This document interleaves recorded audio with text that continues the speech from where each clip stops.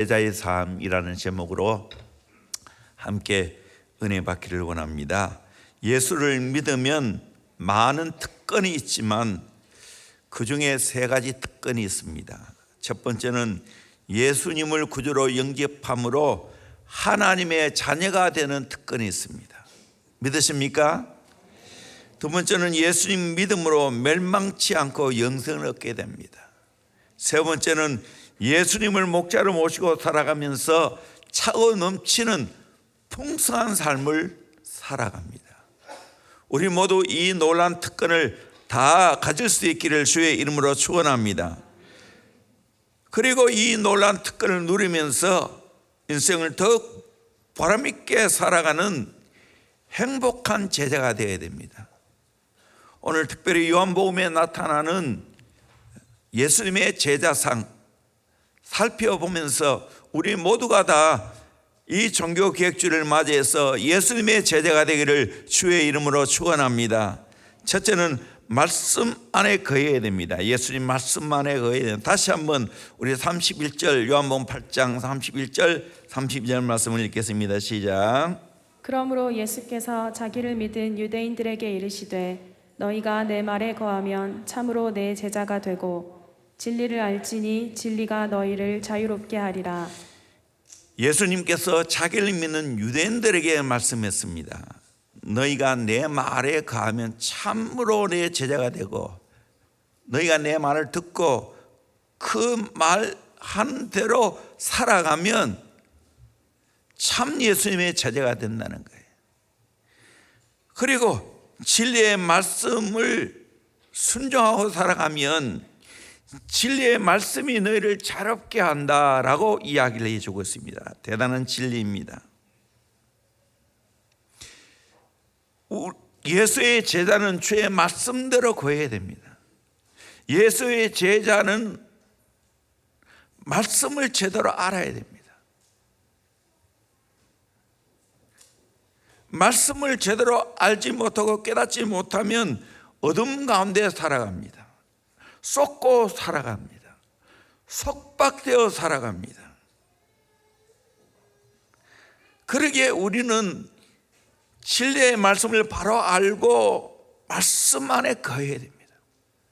그것이 예수의 제자입니다. 무지가 얼마나 사람을 비참하게 하는지 한 예를 들어봅니다.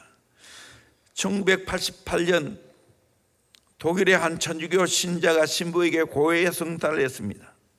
신부님, 세계대전 때 돈 많은 유대인 한 명을 숨겨주었습니다. 그것은 오히려 잘한 일 같은데요. 죄라고 할 수 없는데요. 그를 먹여주고 입혀주고 재워주었습니다. 그것은 죄가 아니라 오히려 선행 아닙니까? 제가 하숙비를 비싸게 받았거든요. 그건 그렇게 잘한 일은 아니지만 고해의 성탄을 할 만큼 죄라고 생각지 않습니다. 신부님, 그러면 이제 전쟁이 끝났다고 말해줘야 돼요? 안 해줘야 돼요? 그 유대인은 전쟁이 끝난 줄 모르고 살아간 겁니다. 또 그것을 알려주지 않는 것이 또 큰 죄죠. 실제로 요코이라는 일본 병단은 2차 대전이 끝났음에도 불구하고 수십 년 동안 하와이 동굴 속에 숨어 살았다는 겁니다. 전쟁이 끝났다는 걸 알지 못했기 때문에, 무시했기 때문에 그렇게 산 겁니다. 그 사실을 알지 못했기 때문에 비행기가 뜨고 내리니까 밤에는 나와서 음식을 구해 들어가고 낮에는 동굴 속 깊은 곳에 숨어 살았다는 겁니다. 또 이런 이야기였습니다. 약을 먹고 죽은 이야기인데 그 약병에다가 덴제라고 써 있습니다. 위험하다는 거죠. 그걸 단 거라고 읽었습니다. 아, 이게 단 거구나. 그래서 그걸 먹고 죽었다는 거예요. 무지가 그렇게 한 겁니다. 가난한 나라들은 대부분 무지 가운데 살아갑니다. 진리를 모르기 때문에 무지 가운데 살아갑니다. 저는 아프리카에 가서 그것을 많이 보았습니다. 동남아라든지 정말 복음을 받아들이지 아니하면 무지 가운데 살아갈 수밖에 없습니다. 오늘 우리나라처럼 자유가 있다 하지만 참 진리를 모르면 이 땅에서 자유를 누리지 못합니다. 대한민국은 자유민주주의가 되어야 됩니다. 이걸 빼앗겨서는 안 돼요. 그렇게 하려면 어떻게 해야 되는가? 예수님 말씀 안에 거해야 됩니다. 말씀대로 살아가야 됩니다. 말씀대로 사는 것이 짐이고 나를 얽어맨다고 생각하는 것은 큰 착각입니다. 미국 해중교회 목사로서 신학자이고 노예 해방론자인 홉킨스는 인간의 자유를 이렇게 설명을 했습니다. 물고기는 물속에서 헤엄치고 있을 때 가장 자유하다고. 그러나 물고기가 육지에 올라오면 그때부터 부자유하게 된다고. 그것과 마찬가지로 인간의 자유라는 것도 인간 자신에게 구비되어 있는 것이 아니라 인간이 있어야 할 장소에 있을 때 자유가 결정된다고. 우리 인간이 있어야 할 장소는 어디입니까? 예수 안에 있는 겁니다. 말씀 안에 가는 겁니다. 기차는 철도 위에 달리고 있을 때 자유합니다. 이 따분하다고 재미가 없다고 답답하다고 탈선하면 끝장납니다. 배는 물 위에 있을 때 자유합니다. 새는 공중에서만 자유합니다. 우리 인간도 마찬가지입니다. 예수 안에 있을 때, 말씀 안에 거할 때 참된 자유를 누리며 살게 될 줄로 믿습니다. 이것이 예수 제자의 삶입니다. 대형교회를 바로 알고 경험한 사람은 대형교회가 참 좋은 교회라고 알고 기쁘게 신앙생활합니다. 그러나 간접적으로 혹은 밖에서 대형교회를 보면 저 교회 가면 정말 힘들겠다, 그렇게 혹시 여기 있는 분들도 그렇게 생각하지 않습니까? 얼마나 성경 공부는 많은지, 얼마나 훈련은 많은지, 제자훈련, 사역훈련, 또 얼마나 기도를 강조하는지, 얼마나 예배를 또 강조하는지, 새벽에도 기도하고 저녁에도 기도하고, 또 얼마나 예배를 많습니까? 사실 대형교회처럼 이렇게 성도들이 많이 예배 참석하러 오신 분이 별로 많지 않아요. 코로나 기간은 더 그래요.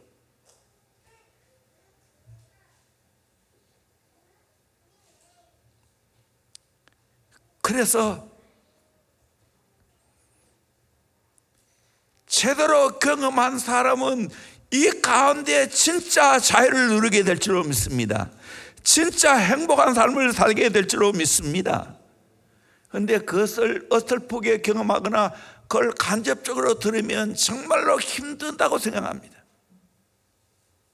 사실 제대로 경험하지 못한 분은 교회가 힘든다고 떠나간 분도 간혹 있습니다. 참 아쉽죠.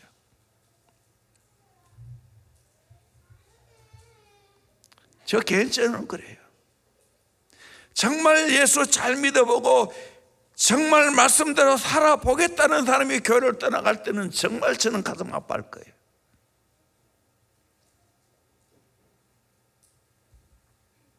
왜?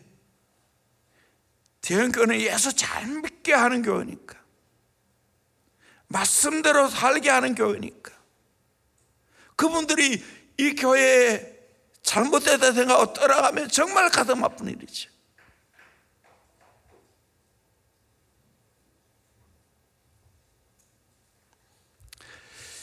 신앙의 초보일 때는 예수 믿는 것이 부담입니다. 나를 얽어매게 하는 것 같습니다. 모든 것이 짐인 것 같습니다. 그는 잘 몰라서 그렇습니다. 여러분, 운동에 규칙이 없다면 어떻게 되겠습니까? 자유로울 것 같지요? 엉망이 되어버립니다. 지켜야 할 확실한 룰이 있을 때 그 가운데 자유하는 겁니다. 신명기 28장에서 말하는 축복과 저주도 마찬가지입니다. 말씀대로 순종하면 축복이 있고, 말씀대로 불순종하면, 안 살면 더 많은 저주가 있는 것을 성경은 가르쳐주고 있습니다. 그런 의미에서 여러분, 대원교회 오셔서 잘 훈련받기를 주의 이름으로 축원합니다. 말씀대로 사는 훈련받기를 바랍니다. 영적으로 깨어 기도하는 성도들이 되기를 주의 이름으로 축원합니다. 이제 서서히 하나님의 은혜 가운데 11월 달 많이 풀렸죠. 50%는 이제 나가게 됩니다. 또 소그룹도 12명은 할 수 있게 되었어요. 그래서 아마 이번 주는 또 금요일 첫 번째 주니까 성령 대만 기도를 모이고, 이제 그 다음 주부터는 없어집니다. 대신에 목장 모임을 해야 됩니다. 목장 식구가 많으면 반 나누는 거예요. 그건 이번 토요일 날 우리 목장 모임 속에도 다 의논돼야 할 거예요. 다시 이제 양육이 시작됩니다. 지난번 생명의 삶 1강과 2강과 하고 못했어요. 내년에는 한 반 나갔다고 이야기했는데 다시 시작합니다. 14일부터 시작할 거예요. 여러분, 잘 양육받고 잘 훈련받기를 주의 이름으로 축원합니다. 야고보서 1장 25절 말씀 같이 보도록 합니다. 시작. 게 하는 온전한 율법을 들여다보고 있는 자는 듣고 잊어버리는 자가 아니요 실천하는 자니 이 사람은 그 행하는 일에 복을 받으리라. 아멘. 자유롭게 하는 온전한 율법이라 하면 말씀은 우리를 자유롭게 합니다. 또 이 말씀은 듣고 잊어버리면 안 됩니다. 실천해야 됩니다. 실천할 때, 행할 때 하나님이 복이 있다고 말합니다. 이 복은 베네핏이라 말합니다. 이득이 많다는 거예요. 말씀대로 살면 이득이 많은 거예요. 말씀대로 살면 자유하게 됩니다. 저도 처음 수영비 올 때 옛날 어린 시절에는 옆에 큰 못에서 수영을 했어요. 그래서 개 헤엄은 잘 쳤어요. 그래서 꽤 큰 못인데 그 개 헤엄 쳐가지고 건너갔어요. 힘들면 누워서 수영하면서 건너가곤 했어요. 그러다가 제가 40 나이에 체력이 말이 아니었어요. 그래서 그때 처음 수영을 시작했어요. 아마 아들이 중학교 3학년 때 같은데 같이 새벽 기도 끝나고 같이 수영을 배웠어요. 몇 개월까지는 정말 힘들었어요. 내 어린 시절에 개미 했는 것이 오히려 내게는 방해가 되었어요. 호흡이 제대로 안 돼서 그대로 하라 하니까 6, 7개월 지나갔는데 또 평정이 생각보다 잘 안 되는 거예요. 다리 모양이 제대로 안 돼와가지고 이거 계속 해달라고 말해야 되나? 그럼에도 불구하고 꾹 참고 해서요, 몇 년 하고 나니까 모든 것이 자유롭게 됐어요. 자유형도 평형도 배형도 저병도 다 자유롭게 할 수 있게 되었어요. 그래서 나중에는 물에 딱 들어가면 한 번도 안 쉬고 50분간 계속 했어요. 2000m 더 가죠. 그 수영이 나를 건강하게 만들었어요.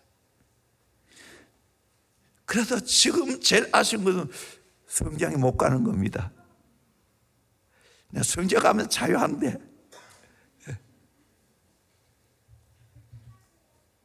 왜? 훈련받았기 때문에. 여러분도 마찬가지입니다. 말씀도 여러분 훈련받기를 주의 이름으로 축원합니다. 기도도 훈련받기를 주의 이름으로 축원합니다. 훈련받아보세요. 기도가 나를 얼마나 영적으로 자유하게 하는데요. 말씀대로 사는 삶이 나를 얼마나 자유롭게 하는데요. 기가 막힌 거예요. 처음에는 내가 내 마음대로 사는 분이 기도하고 말씀대로 사는 것은 내게는 부담이고 엇갈매는 건 너무 힘들지만, 그러나 꼭 참고 끝까지 훈련되어지면 여러분 내 인생에 가장 자유하는 인생이 될 줄로 믿습니다. 이 행복을 다 누리기를 주의 이름으로 축원합니다. 많은 분들이 대형교회 와서 기도를 배웠다는 분, 말씀대로 사는 걸 배웠다는 분이 많습니다. 그게 진짜예요. 진짜 그게 진짜 성경이 말해주는 거예요. 말씀 안에 갈 때 참 자유화하는 제자가 되어지는 겁니다. 두 번째로 서로 사랑해야 됩니다. 요한복음 13장 34절 35절 말씀 같이 보도록 합니다. 시작. 새 계명을 너희에게 주노니 서로 사랑하라. 내가 너희를 사랑한 것 같이 너희도 서로 사랑하라. 너희가 서로 사랑하면 이로써 모든 사람이 너희가 내 제자인 줄 알리라. 아멘.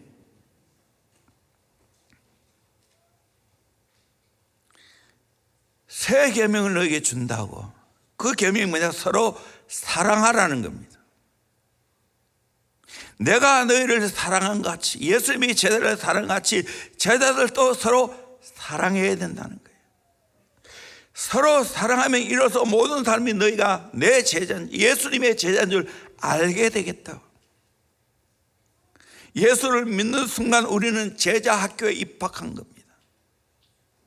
이때부터 우리는 예수님의 마음을 배워야 됩니다. 예수님의 사랑의 마음을 배워야 됩니다. 예수님이 나를 사랑한 것처럼 우리는 서로 사랑해야 됩니다. 이거를 가정에서 배워야 되고 교회에서, 목장에서 배워야 하는 겁니다. 앞으로 특별한 교회가 제하고는 목장이 계속 할 거예요. 4명 모이더라도 할 거예요. 나눠서 할 거예요. 왜? 사랑 훈련하는 거예요. 서로 사랑하는 훈련하는 거예요.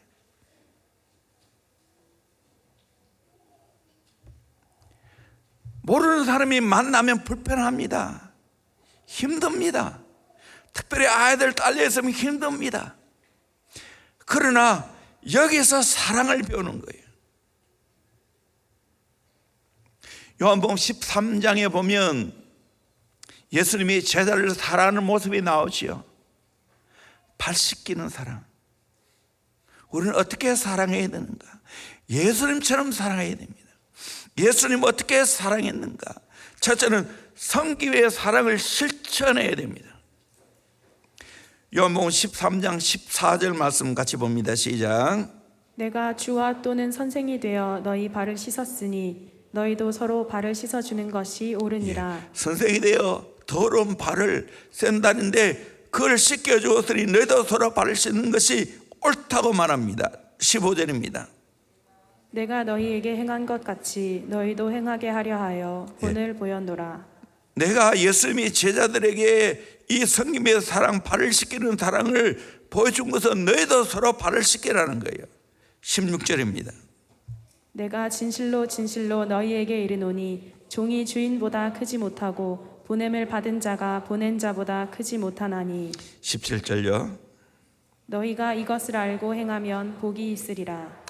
예수님은 주인이에요. 우리는 종이에요. 예수님 보낸 자예요. 우리는 보냄 받은 자이고요. 그런데 주인이 종을 위해서, 보낸 자가 보냄 받은 자를 위해서 발을 씻겠다는 거예요. 너희들이 이것을 알고 행하면 복이 있으리라. 기독교의 정신은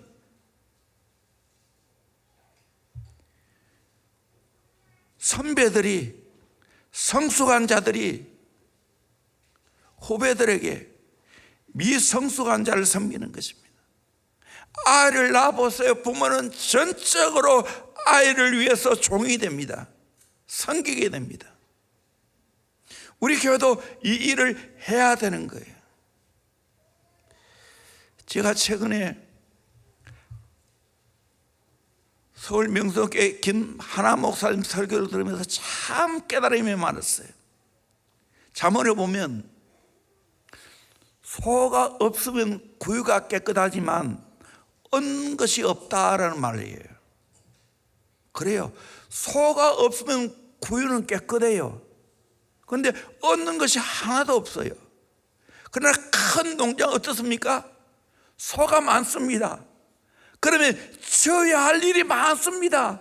먹이를 계속 먹여야 되고 또 똥을 계속해서 치워야 되고 그 일이 보통 일이 아니에요. 그러나 얻는 것이 많습니다. 자녀 안 놓으면 편합니다. 하는 일 없어요. 자녀 하나 놓으면 조금 편합니다. 둘 놓으면 좀 힘듭니다. 세 키우면 더 힘듭니다.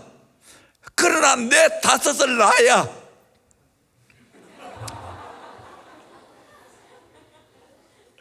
힘들지만 얻는 게 많습니다. 목장도 교도 마찬가지입니다. 정말 교회가 부흥되고 많으면 많을수록 내가 치워야 할 일이 많습니다. 돌봐야 할 영혼도 참 많습니다. 교회 몇 명 안 되면 할 일이 없어요. 그런데 얻는 게 없어요. 교회가 많아야 힘들고 어렵지만 그들을 위해서 뒷바라지 하면서 그들이 변화되고 그들이 성장하면 하나님 나라를 위해서 할 일을 많이 하는 거예요. 그래서 마지막 영어를 말하더라고요. No mess, no gain. 지저분한 것이 없으면 얻는 게 없다는 말이에요. 흔히들 no pain, no gain이란 말을 하죠. 고통이 없으면 얻는 게 없다고. 열심히 일해야 얻는 게 많다고. No mess, no gain. 그러므로 여러분 지저분한 것을 해야 되는 거예요. 애 키워보세요. 집에 얼마나 지저분한데. 그렇지 않습니까? 둘만 살아보세요. 지저분한 게 없어요. 교회도 마찬가지입니다. 우리 교회처럼 이렇게 점점 많아지면 할 일이 많아요. 다음 세대 키우는 일이 얼마나 힘드는데요. 그러나 얻는 것이 많습니다. 그러기에 우리는 섬겨야 하는 거예요. 섬겨야 하는 거예요. 여러분 이것을 잘 깨닫기를 주의 이름으로 축원합니다. 오늘 이 시대가 왜 불행합니까? 섬기려 하지 않고 섬기만 받으려고 하기 때문에, 대접받으려고 하기 때문에 불행하다는 사실입니다. 가정도 마찬가지입니다. 서로 섬겨주면 가정이 행복합니다. 남편이 아내를, 아내가 남편을 서로 섬겨줄 때 행복합니다. 발을 씻기는 섬김이 있어야 되죠. 더러운 말을 시키는 거예요. 그 약점을 내가 덮어주고 책임져 주는 게 가정이에요. 교회도 똑같아요. 예수님은 얼마큼 제자를 사랑했어요. 요한복음 13장 1절 말씀 같이 보도록 합니다. 시작. 6월절 전에 예수께서 자기가 세상을 떠나 아버지께로 돌아가실 때가 이른 줄 아시고 세상에 있는 자기 사람들을 사랑하시되 끝까지 사랑하시니라. 세상에 있는 자기 사람들을 사랑하시되 끝까지 사랑하시니라. 여러분 이 사랑을 우리도 배우기를 주의 이름으로 축원합니다. 끝까지 품을 수 있기를 주의 이름으로 축원합니다. 자녀 낳으면 끝까지 책임져 주잖아요. 이 사랑을 우리도 해야 된다는 거예요. 영혼 맡은 자는 반드시 이 일을 해야 하는 거예요.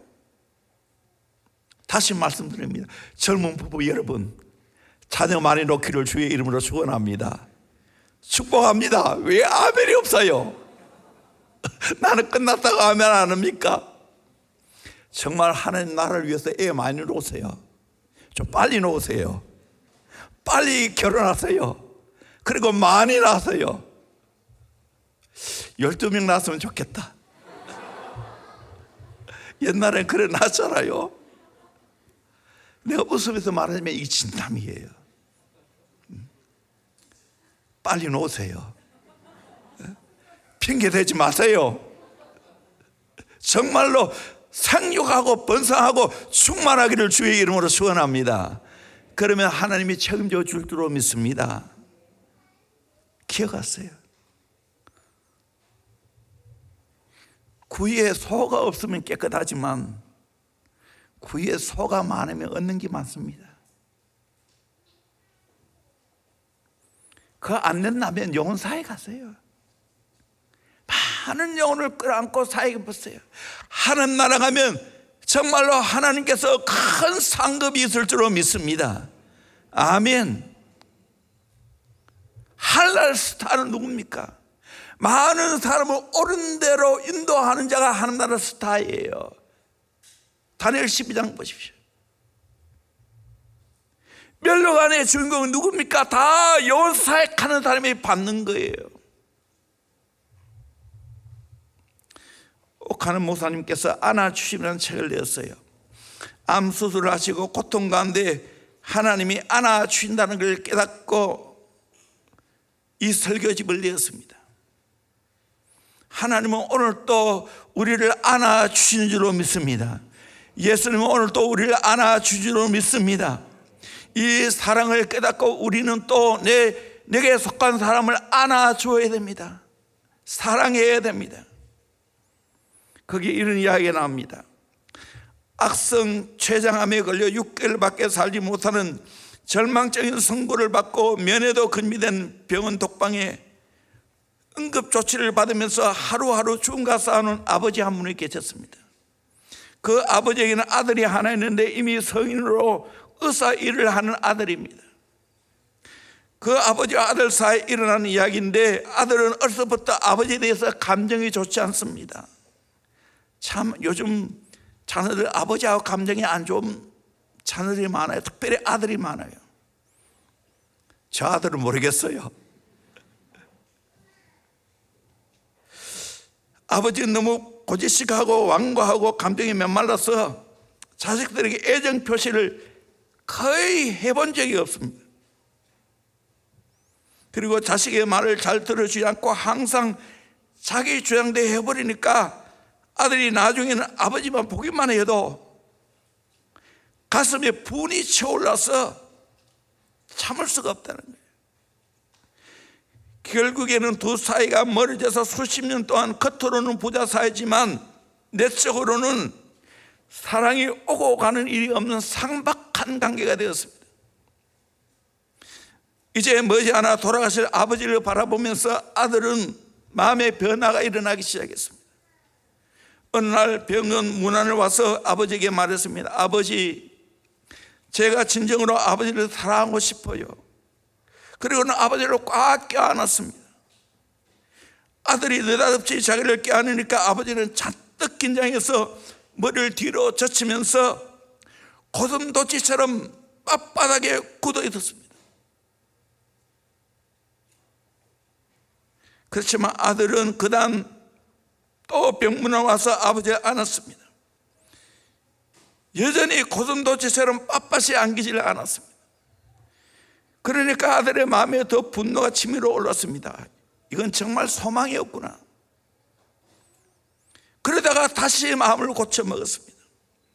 자기는 아버지가 세상을 떠나기 전에 아버지를 마음으로 받아들여야 하고 아버지는 진정 마음으로 자기를 사랑할 수 있어야 하는데 그렇게 하기 위해서는 안아주는 것밖에 없다 생각했습니다.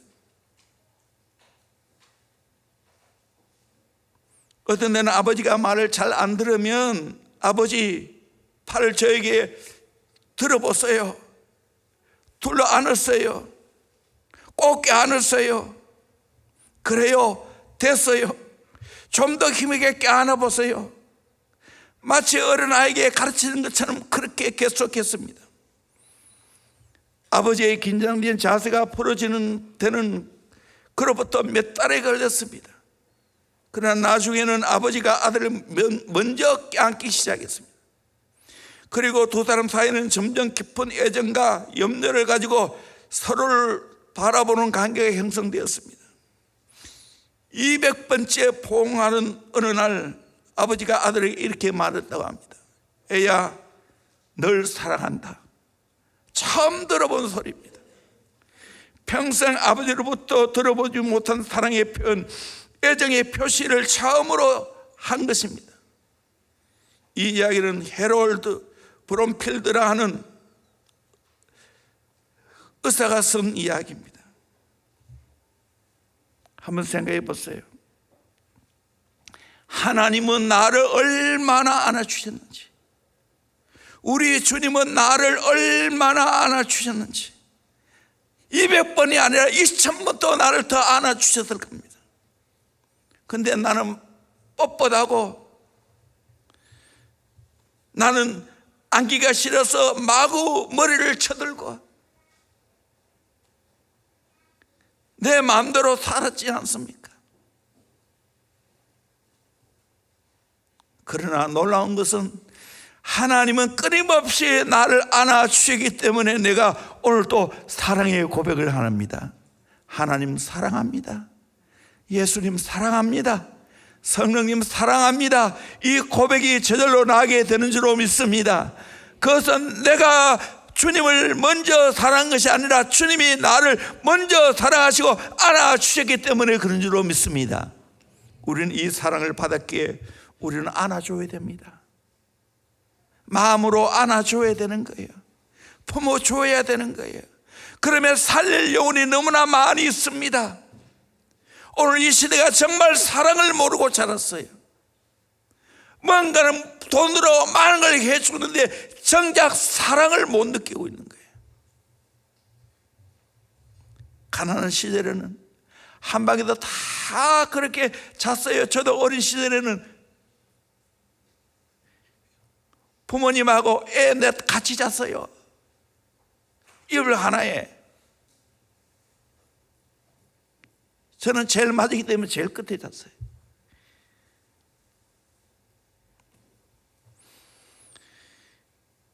또 같이 밥을 먹고 때로는 싸기도 하지만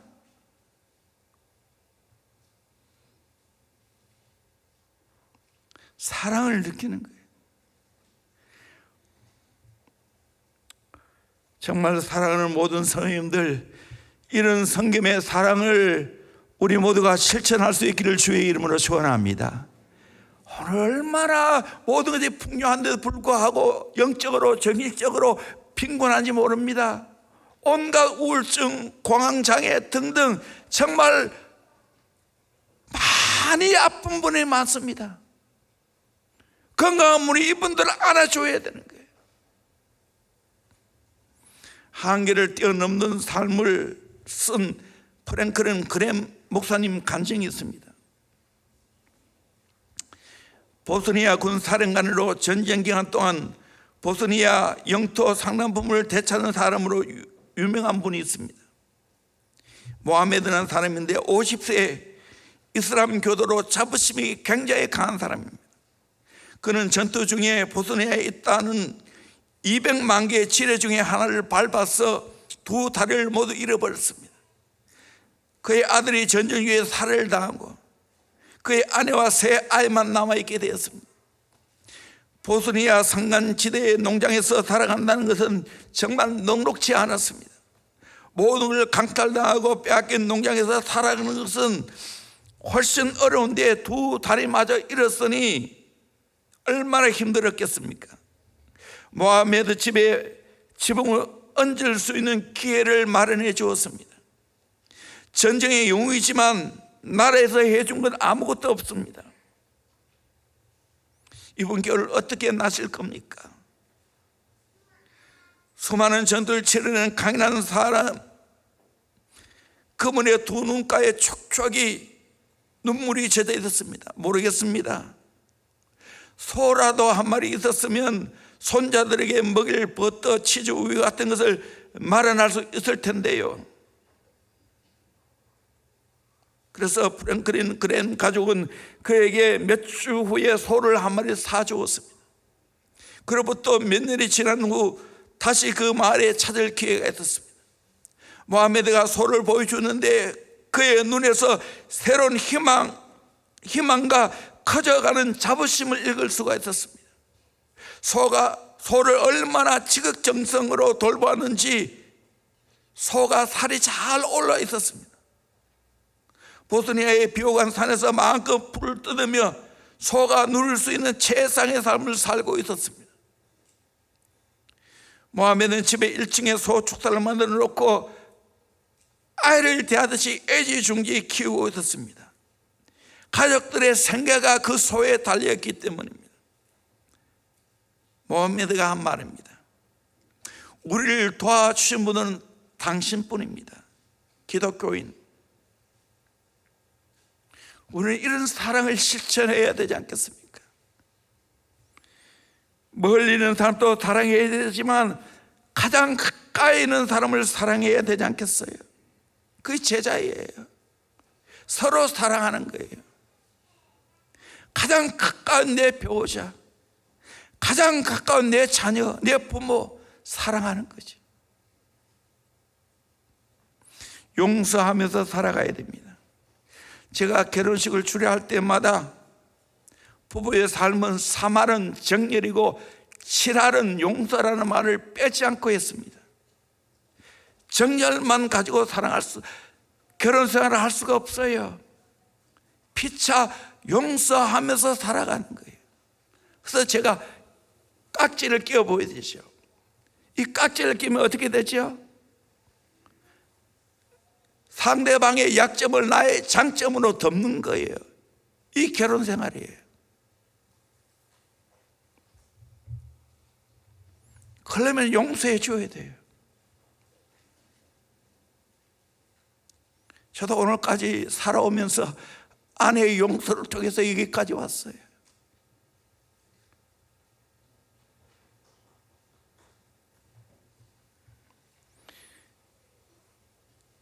정말 실제적으로 내 가까운 사람을 사랑하기가 그렇게 어렵습니다. 또 용서하기가 그렇게 어렵습니다. 예수님이 이것을 모범으로 보여주었습니다. 나 같으면 자기를 팔아넘기는 가룟 유다는 쏙 빼고 발을 씻겨줄 건데 예수님은 그렇지 않았습니다.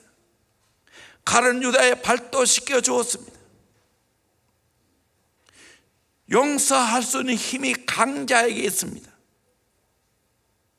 상대방을 발을 씻기려면 내가 먼저 무릎을 꿇어야 됩니다.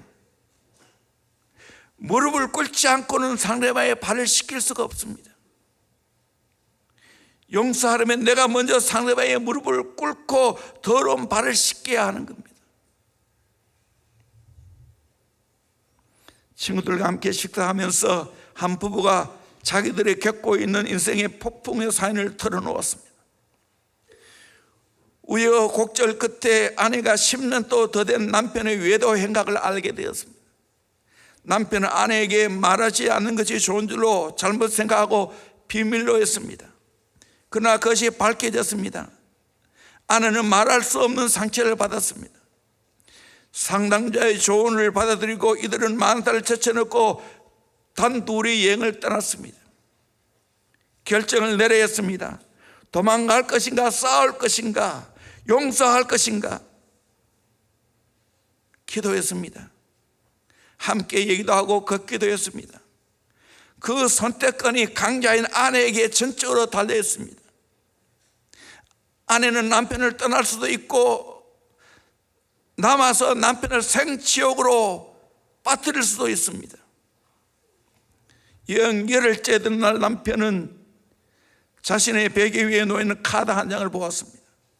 카드에 이런 문구가 있었습니다. 당신 없이 무엇을 하기보다는 당신과 함께 아무것도 하지 않으리. 그리고 그 문구 밑에 이런 말이 적혀 있습니다. 당신을 사랑해요. 당신을 사랑해요. 계속 함께 걸어요. 죄를 지은 남편에게 최고의 희망의 소식 아니겠어요? 카드는 대였고 펜은 물을 담은 바가지였습니다.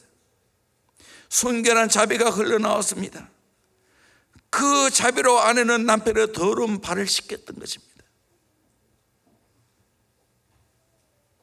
저는 오늘까지 목회하면서 대부분, 정말 대부분 다 남편들의 속썩였어요. 남편을 대신해서 회개하고 용서를 구합니다. 이 남편들아, 우리 교회 안에서 아내가 덮어주고 용서해 준 가정이 많습니다. 아내가 용서하지 않았다면 남편이 설 자리에 없는 사람이 많습니다. 이것이 대형교회 능력이에요.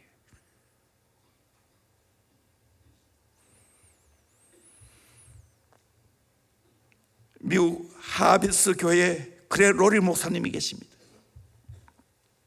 서부 캘리포니아에서 크게 성장하는 교회 중에 으뜸나는 교회의 담임을 맡고 있었습니다.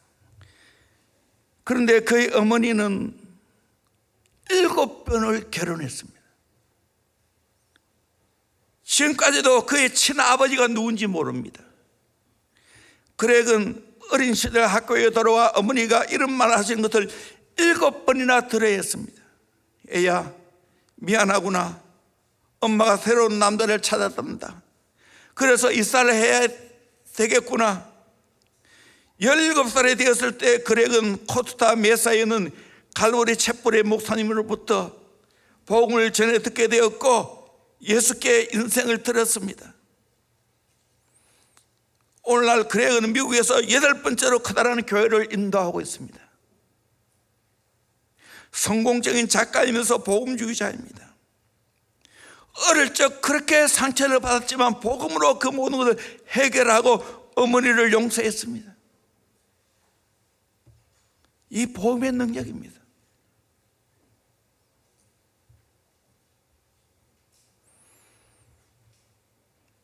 이것이 제자의 삶입니다. 제자는 머리로만 나온 게 아니에요. 팔을 씻기는 섬김, 모든 걸 덮어주고 용서하는 마음, 참 어렵습니다. 예수의 사랑을 경험하지 않고는 할 수 없는 것들입니다. 그것이 제자입니다. 세 번째로 예수 안에 가여 열매를 많이 맺어야 됩니다. 이거는 수없이 이야기했지만 또다시 봅시다. 요한복음 15장 4절 말씀 같이 봅니다. 시작. 내 안에 거하라 나도 너희 안에 거하리라. 가지가 포도나무에 붙어있지 아니하면 스스로 열매를 맺을 수 없음 같이 너희도 내 안에 있지 아니하면 그러하리라. 예, 포도나무에 붙어 있어야 열매를 맺을 수 있다. 붙어 있지만 열매가 안 맺힌다는 거예요. 5절 말씀입니다. 나는 포도나무요 너희는 가지라. 그가 내 안에 내가 그 안에 거하면 사람이 열매를 많이 맺나니 나를 떠나서는 너희가 아무것도 할 수 없음이라. 포도나무 대신은 예수님께 붙어 있어야 열매를 맺는다는 거예요. 예수 떠나서는 아무것도 할 수 없다고 말하고 있어요. 6절입니다. 사람이 내 안에 거하지 아니하면 가지처럼 밖에 버려져 마르나니 사람들이 그것을 모아다가 불에 던져 사르느니라. 예수 안에 가지 않으면 가지처럼 밖에 버려진다는 거예요. 마른 가지 다 전제합니다. 예수님께 붙어 있고 예수님 잘 믿지 않으면 다 전지당합니다. 버림받습니다. 7절입니다. 너희가 내 안에 거하고 내 말이 너희 안에 거하면 무엇이든지 원하는 대로 구하라. 그리하면 이루리라. 예수 안에 가며 기도하면 이룬다는 거예요. 8절 말씀입니다. 너희가 열매를 많이 맺으면 내 아버지께서 영광을 받으실 것이요 너희는 내 제자가 되리라. 열매를 많이 맺으면 하나님 아버지가 영광을 받게 되는 줄로 믿습니다. 그리고 예수의 제자인 줄 알게 될 줄로 믿습니다. 여러분, 열매로 우리 인생은 말한다는 걸 꼭 기억하시기를 주의 이름으로 축원합니다. 잘 아는 말씀이지만 마태복음 7장 15절 이하의 말씀을 같이 보도록 합니다. 시작. 거짓 선지자들을 삼가라. 양의 옷을 입고 너희에게 나아오나 속에는 노략질하는 일이라. 양의 옷을 입고 있지만 속에는 노략질하는 이리가 거짓 선지라는 거예요. 16절입니다. 그들의 열매로 그들을 알지니 가시나무에서 포도를 또는 엉겅퀴에서 무화과를 따겠느냐. 가시나무에서 포도를 엉겅퀴에 무화과 못 딴다는 거예요. 17절입니다. 이와 같이 좋은 나무마다 아름다운 열매를 맺고 못된 나무가 나쁜 열매를 맺나니. 좋은 나무는 좋은 열매를 맺고 나쁜 나무는 나쁜 열매를 맺습니다. 이게 자연의 법칙이에요. 18절입니다. 좋은 나무가 나쁜 열매를 맺을 수 없고 못된 나무가 아름다운 열매를 맺을 수 반복이죠. 없느니라. 19절. 아름다운 열매를 맺지 아니하는 나무마다 찍혀 불에 던져지느니라. 지켜 보러 던진다고 말했습니다. 20절입니다. 이러므로 그들의 열매로 그들을 알리라. 우리 인생의 열매로 그 사람을 안다는 거예요. 21절입니다. 나더러 주여 주여 하는 자마다 다 천국에 들어갈 것이 아니요 다만 하늘에 계신 내 아버지의 뜻대로 행하는 자라야 들어가리라. 주여 주여 하는 게 중요한 게 아니고 한 뜻대로 행해야 된다는 거예요. 22절입니다.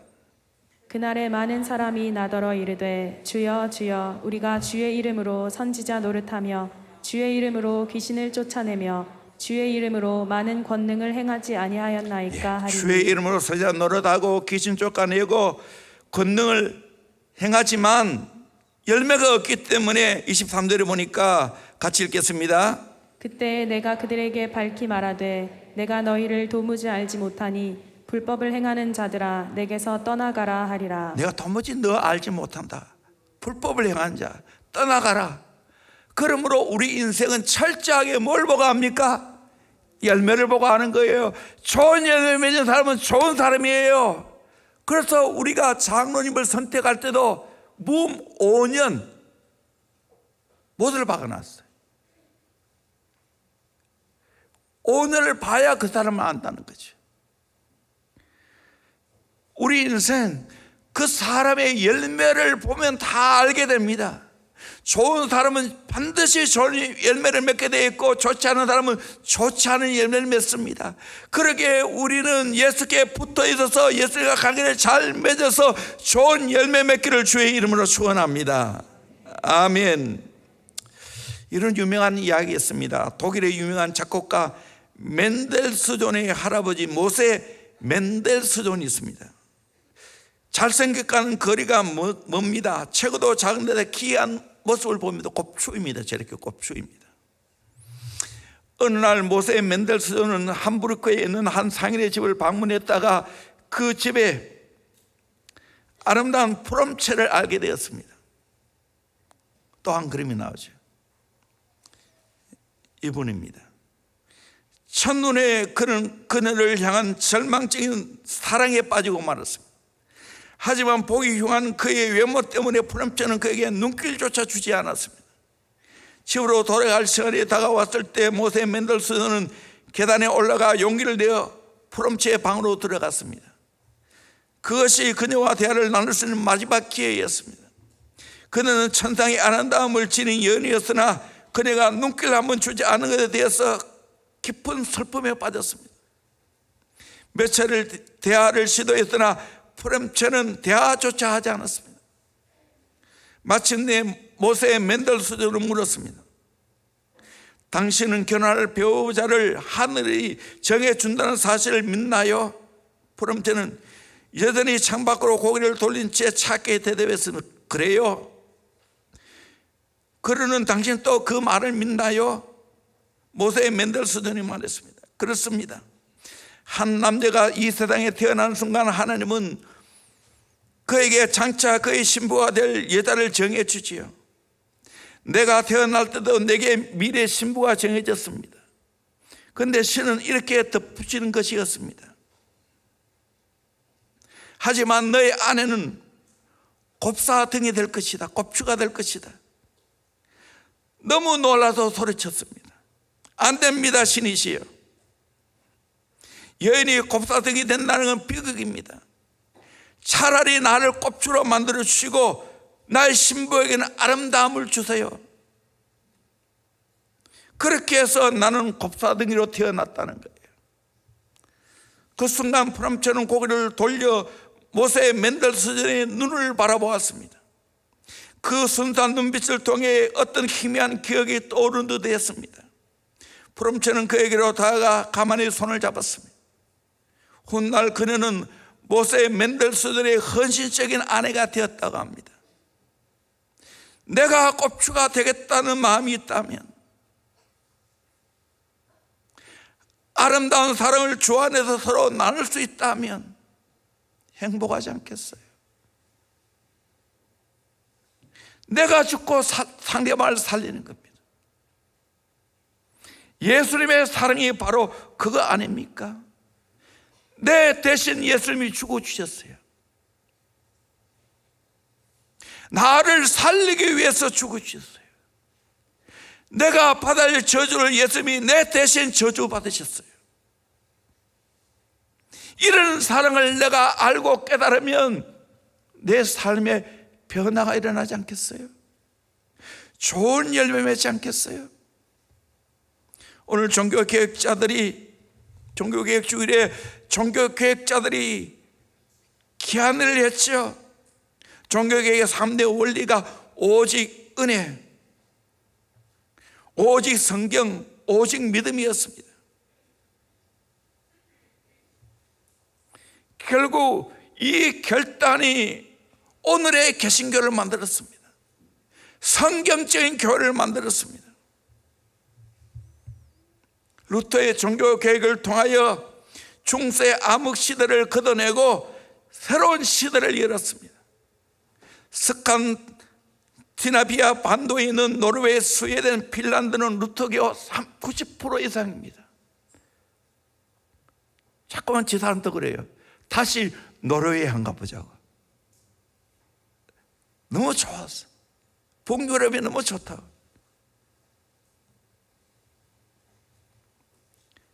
그들이 복음을 받아들였기 때문에 그 나라 전체가 그런 좋은 열매를 맺는 겁니다.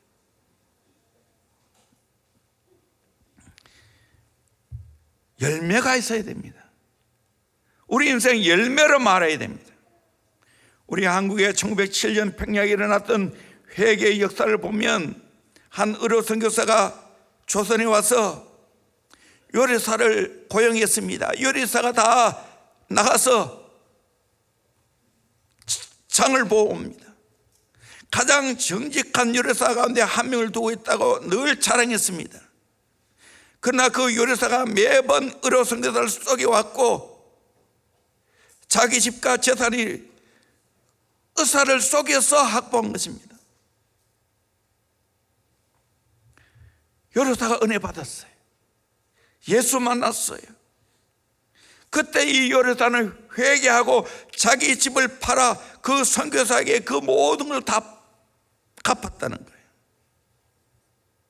한 선생은 선교를 얼마나 섬기면서 얼마나 땅을 사면서 속였는지요. 그런 땅을 확보하고 가격이 $500라고 말했습니다. 선교사는 비록 큰 금액이었지만 요구하는 금액을 지불했습니다. 대봉운동 동안에 말씀 운동을 통해 회개 역사가 일어났습니다.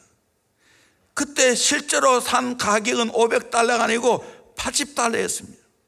$420를 착복한 것입니다. 전 재산을 팔아서 선교회로 $420를 갚았습니다. 종군 기자 맥켄지에게는 자신에게 $4가 못 되는 돈을 사창한 급사가 있었습니다. 부흥운동 기간 동안에 자신의 죄를 깨달은 소년은 80마일을 걸어서 한 선교사에게 그 돈을 맥켄지에게 전달해 달라고 부탁을 했습니다. 맥켄지가 한국의 기독교를 강하게 믿는 자가 된 것은 결코 놀라운 일이 아니라고 했습니다. 부흥운동이 일어나면 회개운동이 일어납니다. 삶의 진짜 변화가 일어나는 겁니다. 평부 우주에 아내와 한 자녀를 둔 남자가 가족을 떠나 다른 도시에 가서 부자가 되었습니다. 그곳에서 다른 여인과 결혼하여 2딸을 낳았습니다. 그 영혼이 부흥을 경험하고는 그 여인과 딸을 물질로 다 지원하고 본 아내가 있는 우주에 돌아가서 본처와 화해했습니다. 이것이 복음의 능력입니다. 대원교회는 예수의 제자를 키우는 교회입니다. 제자로 살아가야 됩니다. 요한복음은 세 가지를 말하고 있습니다. 말씀 안에 예수님의 말에 거해야 된다고. 그때 진짜 자유하다고 말합니다. 서로 사랑해야 된다고 말합니다. 많은 열매를 예수님을 통해서 맺어야 된다고 말합니다. 제자가 되면 내 삶과 사역에 열매가 있습니다. 끊임없이 성장하고 성숙합니다. 주님과 연합되었기 때문에 내 삶에 아름다운 열매가 맺힙니다. 사역에도 아름다운 열매가 맺힙니다. 부족하지만 저도 대원교회 만나고 복음을 깨닫고 제자의 눈을 뜨고 내가 이렇게 살아오니까 내 삶에 그래도 변화가 있고 열매가 맺어왔습니다. 우리 교회도 마찬가지입니다. 사랑하는 모든 성도님들, 진짜 제자에 살면서 많은 열매를 맺고 인생 행복하게 살기를 주의 이름으로 축원합니다. 왜 이런 좋은 열매가 없느냐? 제자가 못했기 때문에 그런 거예요. 왜 가정이 불행하냐? 어느 누가 제대로 안 살기 때문이에요. 제대로 살면 관계가 좋지 않을 수가 없어요. 껍데기로 와서 제자 훈련 받고 사역 훈련 받고 양육 받았기 때문이에요. 제대로 훈련 받아보세요. 왜 이게 안 돼요? 저절로 되는 거지.